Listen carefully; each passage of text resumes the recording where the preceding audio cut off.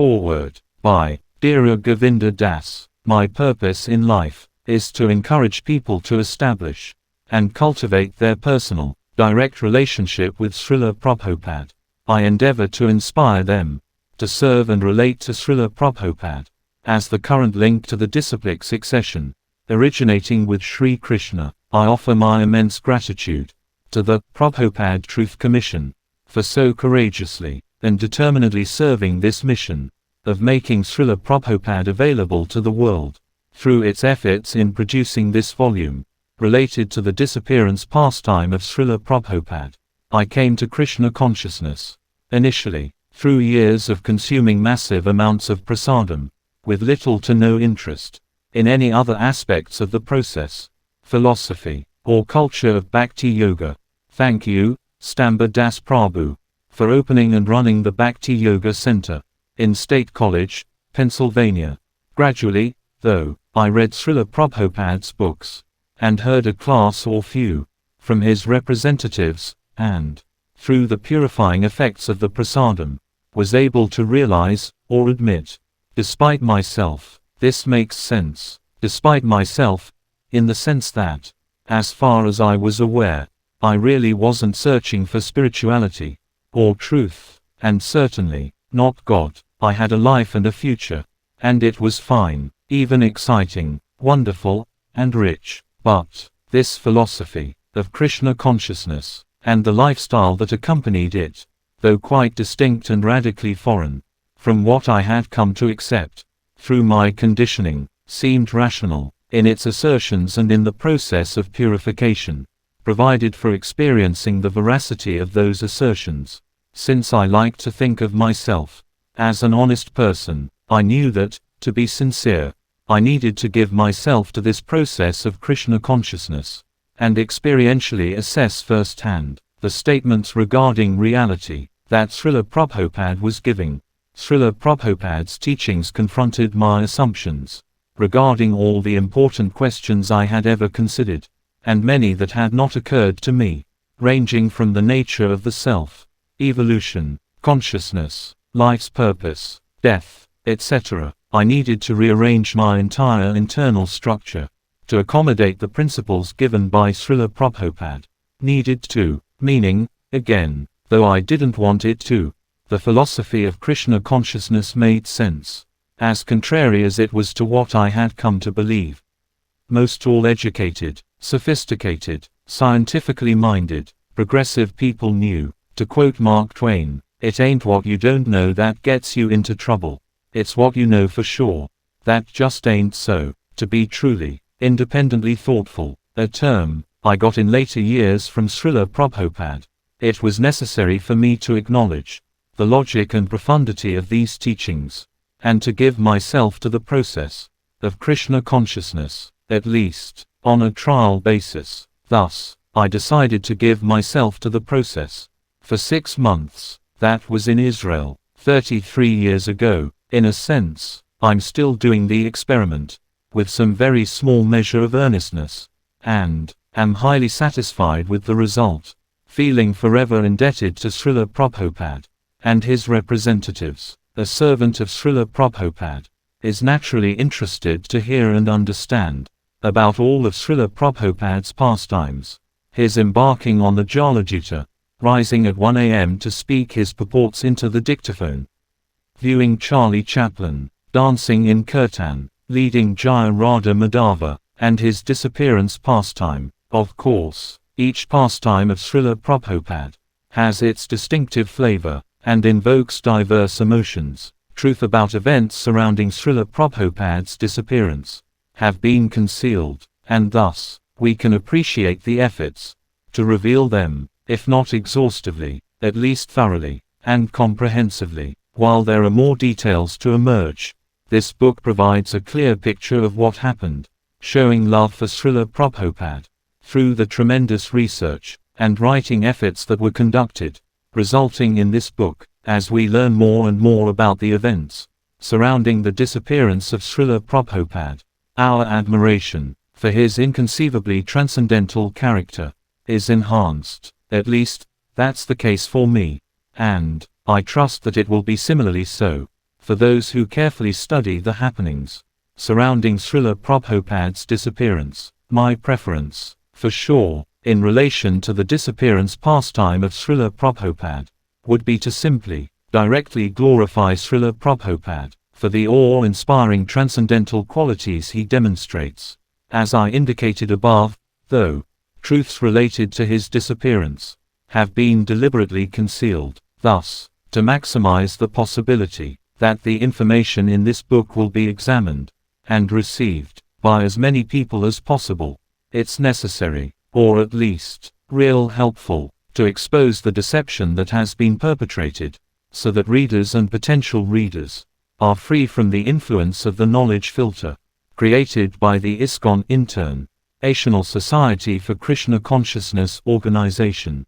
For many years, I endeavored to serve Srila Prabhupada's movement as a participant in the ISKCON organization, in services such as Sankirtan leader, temple president in Tel Aviv, leading a book distribution party in Arab towns and villages, board of directors chairman of ISKCON of Alachua, and director of the ISKCON Central Office of Child Protection. As years went on, I realized, through repeated experience, that the atmosphere of bold, innovative, groundbreaking thought that so vitally characterized my experience with Srila Prabhupada's spirit and teachings was conspicuous by its absence in the organization that was supposedly representing him. For sure, I found there were forums for discussion in relation to issues of moment.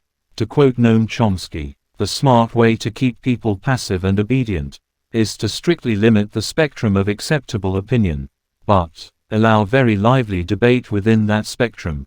So, yeah, on vital issues, there was lively debate. In a range the size of a postage stamp, I came to the point where I could no longer, with clean conscience, identify with the organization, or encourage others to connect with the organization, and, simultaneously I find myself increasingly enthusiastic to practice the process of Krishna consciousness given to us by Srila Prabhupada, and to serve Srila Prabhupada and his mission. I understand and appreciate that, amongst those connected with the ISKCON organization, in various capacities, there will naturally be diverse viewpoints.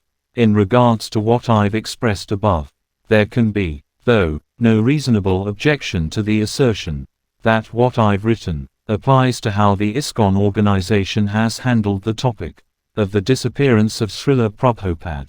The official resolution of the ISKCON Governing Body Commission (GBC) is: there is no evidence at this time to support the allegations of poisoning of Srila Prabhupada. Professionally conducted tests on samples of Srila Prabhupada's hair from the weeks and months shortly before Srila Prabhupada's disappearance reveal cadmium levels about 250 times above average. There is no rational, accidental, or environmental cause for this level of cadmium in the samples of Srila Prabhupada's hair. By far, the most reasonable explanation, as far as I am able to determine, is that someone, or more than one person, deliberately, with homicidal intent, gave cadmium to Srila Prabhupada. Forensic toxicologists have confirmed that the level of cadmium found in Srila Prabhupada's hair constitutes clear indication of deliberate poisoning. One described it as prima facie evidence of poisoning with malicious intent. Yet, ISKCON GBC stands strong in its stance that there is no evidence at this time to support the allegations of poisoning of Srila Prabhupada. On May 14, 2004, I wrote to a member of the GBC regarding the issue of Srila Prabhupada's disappearance. I'll briefly go over some points regarding this topic of Srila Prabhupada's disappearance pastime. First, Srila Prabhupada clearly expressed concern that he seriously considered the possibility that he was poisoned, as far as the argument, but maybe he was referring to unintentional poisoning effects from medicine. I don't see how someone conversant with the relevant conversations, and who is sincere about excavating the truth of the matter, can pose such an argument.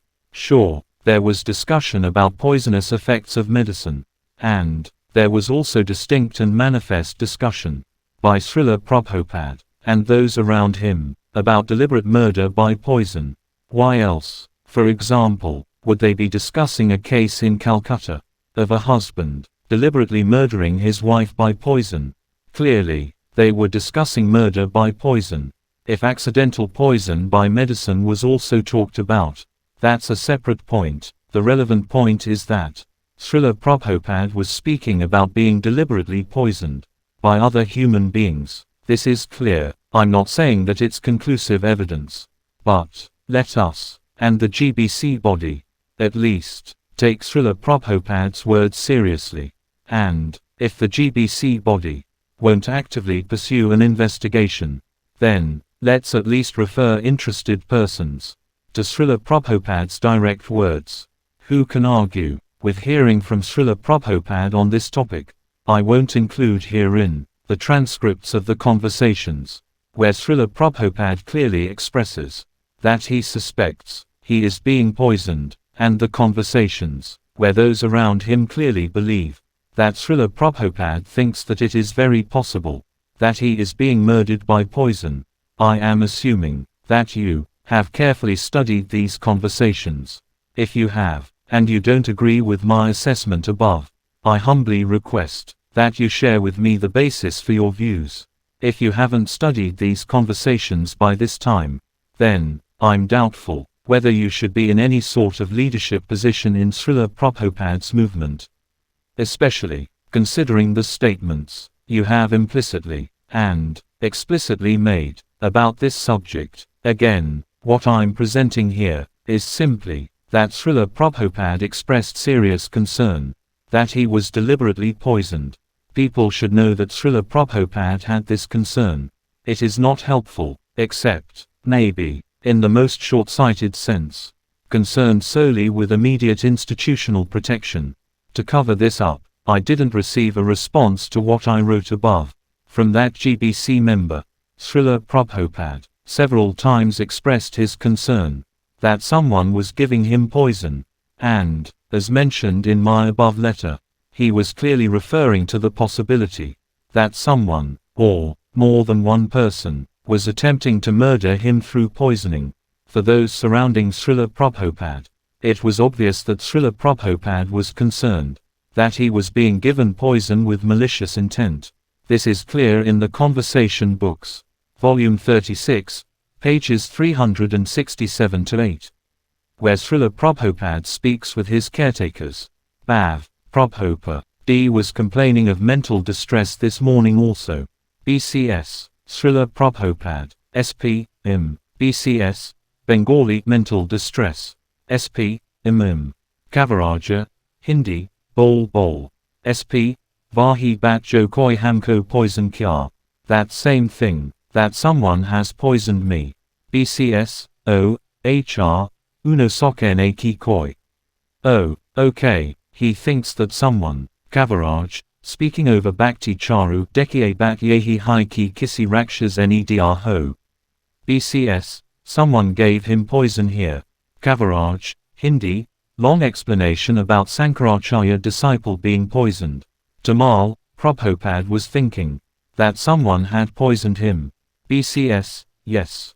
Tamal, that was the mental distress. BCS, yes. Kaviraj, Hindi, Tamal, what did Kaviraj just say? BCS, he said that when Srila Prabhupada was saying that, there must be something truth behind it. People, all speaking at once, asking about the acharya that was poisoned by powdered glass. Tamal, Srila Prabhupada, Shastriji says that there must be some truth to it if you say that. So, who is it that has poisoned? 13 seconds pause. Kaviraj, Prabhupada asking about poison, discussing Makaradvaja. Srila Prabhupada unmistakably expressed concern that he was being poisoned. Those in close proximity to him in November 1977 unambiguously acknowledged Srila Prabhupada's concern about this. The ISKCON GBC remains firm in its assertion that THE is no evidence at this time to support the allegations. of poisoning of Srila Prabhupada. Multiple top-level audio forensic professionals, working independently, confirm that in the days prior to Srila Prabhupada's departure, those close to Srila Prabhupada are speaking in whispers in the background, and multiple audio forensic analyses determine that the word poison is used in at least some of the whispers. This includes whispers with content such as "the poison's going down" and "is the poison in the milk?" Srila Prabhupada's words, the prime evidence for Srila Prabhupada followers, leave no doubt he was thinking, knowing, that one or more persons were giving him poison. Hair samples of Srila Prabhupada reveal levels of cadmium that indicate deliberate, chronic poisoning with cadmium. In the days prior to Srila Prabhupada's departure, there are recordings with whispers in the background, and multiple professional audio forensic analyses reveal a few of Srila Prabhupada's disciples whispering about poison. The ISKCON GBC insists there is no evidence. My stance is that, if you want truth in regards to Srila Prabhupada's disappearance pastime, do not seek it from the ISKCON GBC, who are committed to cover-ups and concealment. Surfing the net, I find a talk related to the disappearance of Srila Prabhupada. https://www.youtube.com watch. V = VDSG_V948XA. By someone in the leadership in the ISKCON organization. Below is a transcription of a lecture in Slovenia, May 27, 2014, first 5 minutes. Note: this video, and others, have apparently now been removed by the GBC. Question: is it true that Srila Prabhupada was poisoned? Maharaj laughs, and then responds, it is not true that Prabhupada was poisoned. Actually, I was one of the people who did the investigation as to the allegations of whether Prabhupada was poisoned or not, and we did a thorough investigation. We did a hair analysis. So, the hair analysis did not show any poison, interestingly enough, and therefore, we can conclude that Prabhupada was not poisoned, simply on that basis. Also, we did an analysis of all the recordings, and everything else. There was a book that was put out by a devotee in Australia, called, Not That I Am Poisoned. So, Prabhupada said, not that I am poisoned. So, it was very clear, there's actually no evidence, and if anyone is interested to read the book, there's no evidence that Prabhupada was poisoned. The only thing they came out with was playing Prabhupada's recordings backwards. And it maybe sounded like something. It's just like one of these Beatles songs, Lucy in the Sky with Diamonds, and you play it backwards, and it means something, and that was the only evidence. There's no evidence that Prabhupada was poisoned. Why do people say that? Because, basically, they're upset that they didn't get any position in the Krishna consciousness movement, or they have some personal animosity, or problem with people who have some position in the Krishna consciousness movement. It's all based on an emotional thing. When someone says something, there's always an emotional background to it. There are emotions that are stimulating. When there are strong emotions, logic is thrown out. So, this is actually the case. Logically, there's nothing. Physically, there's nothing. And also, there's devotees who were taking care of Srila Prabhupada, such as Bhakti Charu Maharaj, and Tamal Krishna Maharaj, and specifically, Bhakti Charu Maharaj, who had so much love for Srila Prabhupada. They would kill themselves, rather than hurt Prabhupada. There was nobody with any motive that would have hurt Prabhupada. Who was around Prabhupada at that time? What's the next question? That was an easy one. And you can just go on the internet and read that book. NTIAP is the name of the book. The Maharaj giving the talk starts with a hearty laugh in response to the question regarding whether Srila Prabhupada was given poison with homicidal intent, indicating that the issue of Srila Prabhupada being murdered is a laughing matter, really not worth serious attention. Then, he unequivocally asserts, it is not true that Prabhupada was poisoned, and he affirms that he's not just stating opinions he has heard from others, but rather, he was a member of the team that conducted a thorough investigation, and he declares, there's actually no evidence. Not content to oppose Srila Prabhupada's words, and an abundance of high-level forensic audio and toxicology evidence, the Maharaj goes on to share his apparently conclusive psychological analyses of those who contend that there is compelling evidence that Srila Prabhupada was given poison with murderous intent.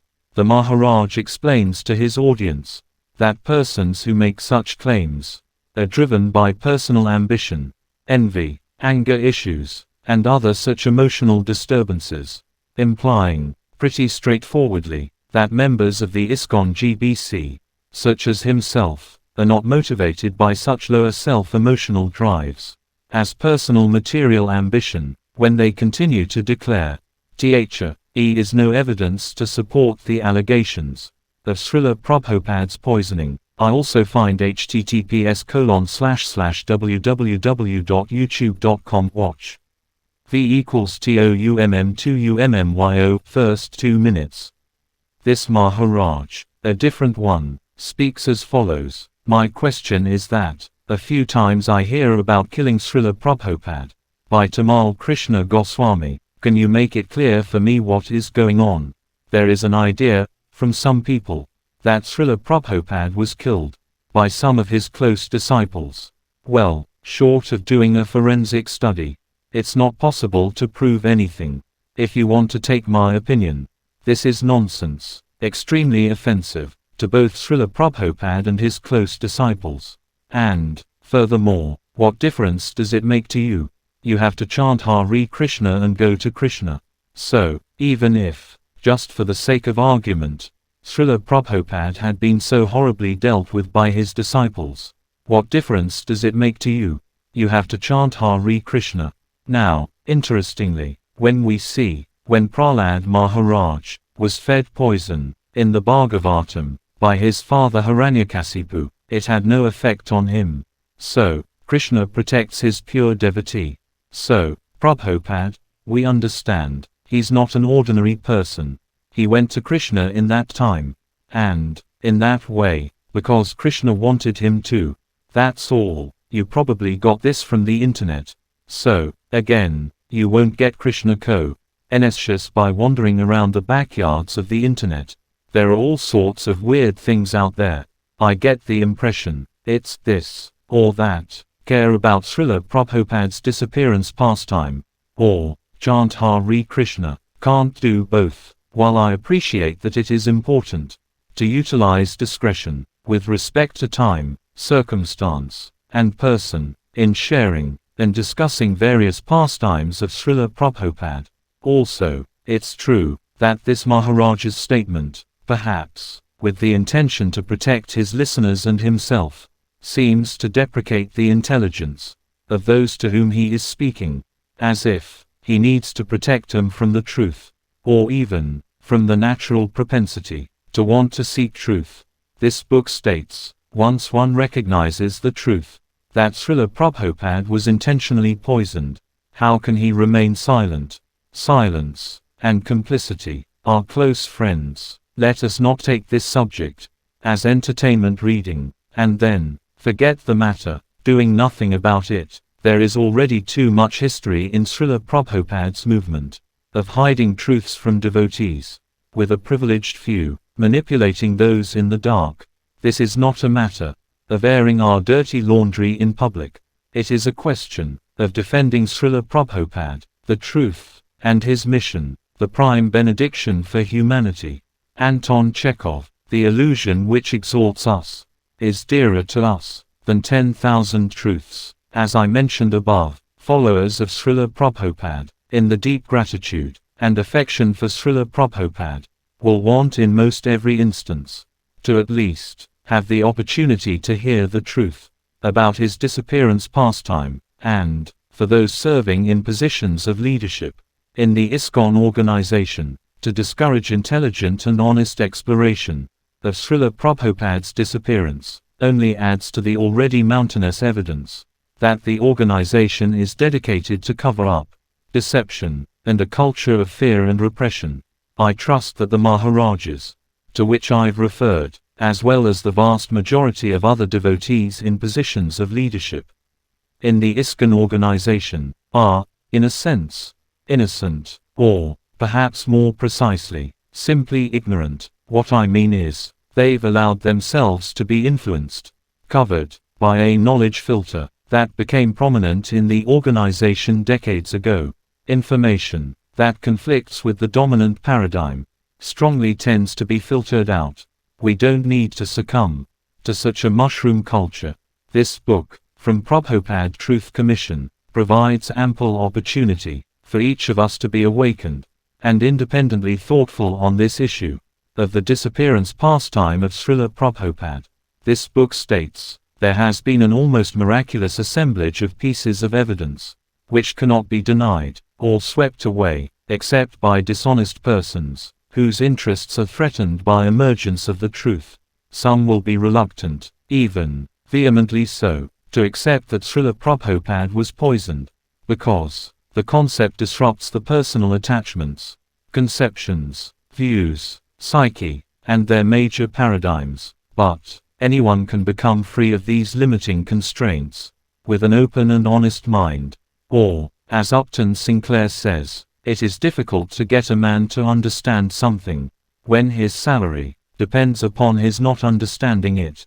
This book continues. Again, we maintain that even though most of ISKCON's leaders had no direct involvement in Srila Prabhupada's poisoning by heavy metals, they are deeply implicated in this crime by 1. Covering up the crime by denials, lies, and refusal to conduct or even allow an honest investigation, and 2. Demonizing all who have privately investigated and protested the poisoning through the organizational strategy of diversion and deception. Many, or practically all, connected with the ISKCON organization have been fooled in relation to the disappearance pastime of Srila Prabhupada. I know that I was, till the early 2000s, when a few events, including attendance at an international GBC meeting in the year 2000, where the topic of Srila Prabhupada's disappearance was discussed, or a thinly veiled appearance of discussion occurred. That discussion, or smokescreen of one, which seemed to convince most everyone that the issue had been handled, led me to consider that there was more to the issue than the institutional party line. Mark Twain again. It's easier to fool someone than to convince them that they've been fooled. By humbly accepting the possibility that we've been deceived by big lies perpetrated by the ISKCON organization on this topic of Srila Prabhupada's disappearance, we open ourselves to be touched and moved by strikingly wonderful qualities evinced by Srila Prabhupada in the pastime of his disappearance. Of course, Srila Prabhupada's departure is pastime, and Sri Krishna and Srila Prabhupada co-created this pastime, according to their desire for our illumination and inspiration. That it was a pastime doesn't mean that those involved in the pastime were consciously acting as pure servants of the will of Sri Krishna and Srila Prabhupada. Just as the Romans, involved in the crucifixion pastime of Jesus, are not generally regarded as pure-hearted devotees of God. Sometimes, I've heard the argument that Krishna would not allow Srila Prabhupada to be poisoned. For me, it's not clear how it makes sense that Srila Prabhupada and Krishna would be okay with a disappearance pastime that involved, say, germs, or a virus, or some other form of attack on the body, though not poisoning. Also, of course, those who gave poison to Srila Prabhupada did not succeed to murder him. Srila Prabhupada lives through his Vani, his sound vibration, his instructions, his books, through the many sincere followers who dedicate their lives to serve his mission. This book is evidence of this. It reveals the pastimes of Srila Prabhupada's disappearance. And Srila Prabhupada is alive through this revelation. He is alive in the revelation.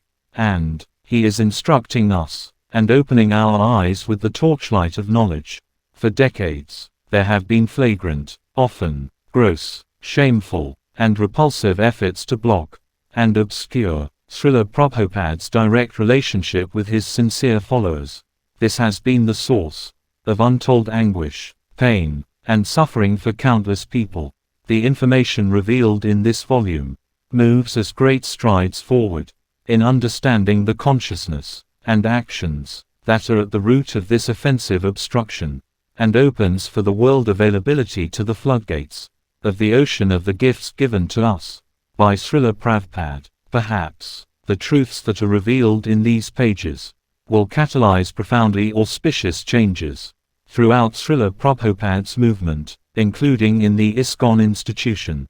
I hope so, though, to whatever extent that occurs, or not, it is doubtlessly auspicious, though not necessarily comfortable or pleasant in itself, to hear the actual story of what happened in the disappearance pastime of Srila Prabhupada. The efforts made with this publication are heroic, standing courageously for truth on behalf of Srila Prabhupada. I regard this book as a monumental achievement in the history of Srila Prabhupada's movement. When I first heard rumors about Srila Prabhupada's disciples giving him poison, I regarded them as ridiculous. Then, a few months later, late in 1997, I heard about this topic from Ambarish Prabhu, and his statements convinced me that there might be validity to the allegations that Srila Prabhupada was given poison by persons with murderous intent. A few years later, Ambarish wrote a foreword for Srila Prabhupada, the prominent link. There, he quotes Herbert Spencer as follows: "There is a principle, which is a bar against all information, which is proof against all information, which is proof against all arguments, and which cannot fail to keep a man in everlasting ignorance, that is contempt, prior to investigation, in that spirit of discovery, with willingness to accept and do what is right, and not merely convenient. Let us give careful consideration to this book.